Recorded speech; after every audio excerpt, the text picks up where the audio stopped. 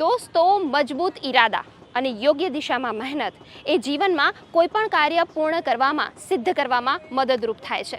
અને આ વાતને ચરિતાર્થ કરી બતાવી છે અમદાવાદના અતુલ મકવાણાએ, કે જેમને ભગવાને આંખો નથી આપી પરંતુ મજબૂત મન અને દ્રઢ નિશ્ચય આપ્યો છે, જેના કારણે તેઓ રાષ્ટ્રીય કક્ષાની સ્વિમિંગ કોમ્પિટિશનમાં બ્રોન્ઝ મેડલ જીતીને ગુજરાતનું ગૌરવ વધાર્યું છે અને દરેક માટે પ્રેરણા સ્ત્રોત બન્યા છે. બધાય માણસ કરે છે ને એ તો હું કરવાનો જ છું, પણ જે માણસ નથી કરતા ને એ મારે કરવું છે. બ્લાઇન્ડ છતાંય હું કરી શકીશ, મને વિશ્વાસ છે એમાં.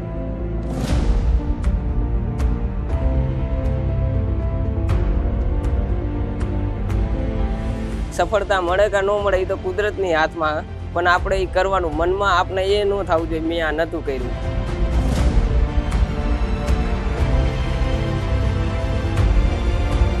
મને નાનપણથી શોખ હતો સ્વિમિંગ કરવાનો, એટલે મને એના પરથી ખબર નહીં, પહેલાં મને એવું નહોતું લાગતું હું મેડલ જીતીશ કે નહીં જીતું, ખાલી એટલી ખબર પડતી હતી સ્વિમિંગ કરવું હોય ને. એનાથી હું સ્વિમિંગ ચાલુ કર્યું. ઘણી વાર અહીંયા સાહેબને અહીંયા વાત કરી હતી, પણ બધા એમ કહેતા હતા તું અંધ હોત અને એડમિશન નહીં મળત. પછી એવી રીતના કહીને ટાઈમ જાતો પછી મેં કીધું હવે તો મારે સ્વિમિંગ કરવું જ છે.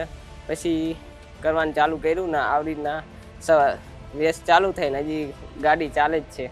એમને બીજા બધા સ્વિમિંગ પુલમાં એડમિશન આપવાની ના પાડી હતી. એ બીજી 2-3 જગ્યાએ જ્યાં પણ ગયા હોય છે એ મારે ત્યાં એડમિશન લેવા માટે આવ્યા. પહેલી વાર મને મળ્યા ત્યારે મને એવું લાગ્યું કે છોકરો બ્લાઇન્ડ છે તો એને આપણે ના પાડીશું તો એનું અપમાન થશે. આપણે એને એક ચાન્સ આપવો જોઈએ કે સ્વિમિંગ કરવા માગે છે અને આટલી મહેનત કરવા જો તૈયાર થતો તો આપણે આપણા લેવલથી પણ એક પ્રયત્ન કરીને એને એડમિશન આપીએ. અને મને મારા સ્ટાફ પર વિશ્વાસ હતો કે એ લોકો મહેનત કરશે તો એને સ્વિમિંગ આવડશે અને સારી રીતે સ્વિમિંગ કરી શકશે. અંધજન મંડળ સંસ્થા ખાસ કરીને આવા દિવ્યાંગ બાળકો જે વિશિષ્ટ પ્રતિભા ધરાવે છે એમને કોચિંગથી લઈ અને એમના ડાયટ સુધીની તમામ સુવિધાઓ, ટ્રેનિંગ માટેની બધી સુવિધાઓ ફ્રી ઓફ ચાર્જ પૂરી પાડે છે.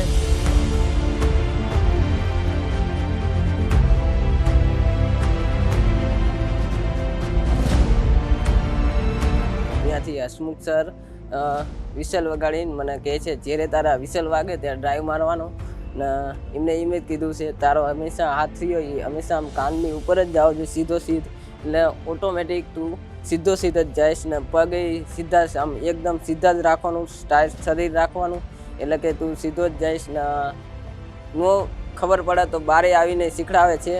પહેલાં થતું હતું ઓલી ઘણીવાર કે બીજી લેન્થમાં હું વહી જતો હતો, પહેલાં 2-3 મહિનામાં એક લેન્થમાંથી બીજી લેન્થમાં વહી જતો, આમ જેમ સાપ તરે એવી રીતના હું તરતો હતો. પછી હરવે હરવે એમને ટેકનિકો બતાવી છે તેથી હું સીધું તરી શકું છું.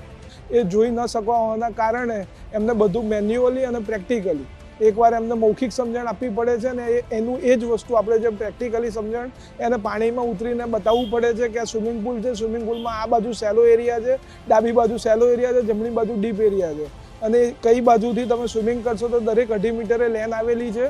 2.5 મીટરે લેન આવવાના કારણે ઓલિમ્પિક સાઇઝના સ્વિમિંગ પુલમાં તમે તમારા મગજમાં એક જ વસ્તુ ધ્યાન રાખવાની છે કે તમે જે ફ્રીસ્ટાઇલ સ્વિમિંગ કરી રહ્યા છો એના હેન્ડ અને લેગ્સ તમે સાચા ચલાવશો અને તમારું બ્રીથિંગ કંટ્રોલ એક જ બાજુ તમે પરફેક્ટ રાખશો તો તમે સીધા સ્વિમિંગ કરી શકશો, જેના કારણે તમે બીજી લેનમાં નહીં જતા રહો. એમને પાણીમાં સાઉન્ડ નથી હોતો એટલે એમને ડેક ઉપર એક કોચ ઊભા રહી એમને પહેલાં પાણીમાં ઉતરતા પહેલાં એમને સ્ટાર્ટ આપે છે.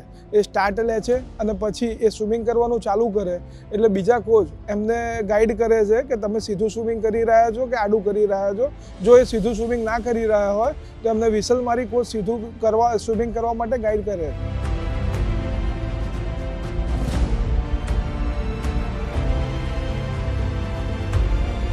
એ અંધ હોવાના કારણે S13 કેટેગરીમાં આવે છે અને અત્યારે ગોવા ખાતે પેરા ઓલિમ્પિક એસોસિએશન દ્વારા જે 16 થી 45 વર્ષના બાળકોની કોમ્પિટિશન થઈ હતી તેમાં એમનો 50 મીટર ફ્રી સ્ટાઇલની અંદર બ્રોન્ઝ મેડલ આવેલો છે.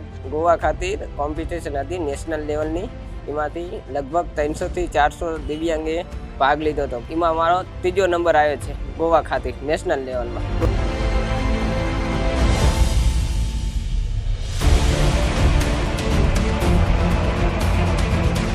તમે તમારી કમજોરીને જોઈને એમ ન વિચારતા કે મારાથી આ નહીં થાય. કોશિશ કરવાની, સફળતા મળે કે ન મળે એ કુદરતના જ હાથમાં છે, પણ આપણે હારવાનું નથી, કોશિશ કરતું રહેવાનું. મેં કોશિશ મળી હતી તો મને થોડીક સફળતા મળી છે. હવે થોડીક વધારે મહેનત કરીશ તો મને થોડીક વધારે સપોર્ટ મળશે ને સફળતા મળશે. એટલે આપણાથી નહીં થાય એવું નહીં વિચારવાનું, થાય છે. મહેનત કરશો તો બધું તમે પ્રાપ્ત કરી શકશો. ગુડ ન્યૂઝ ગુજરાત માટે કૃણાલ ચૌહાણ સાથે સુમન બોરાનાનો રિપોર્ટ.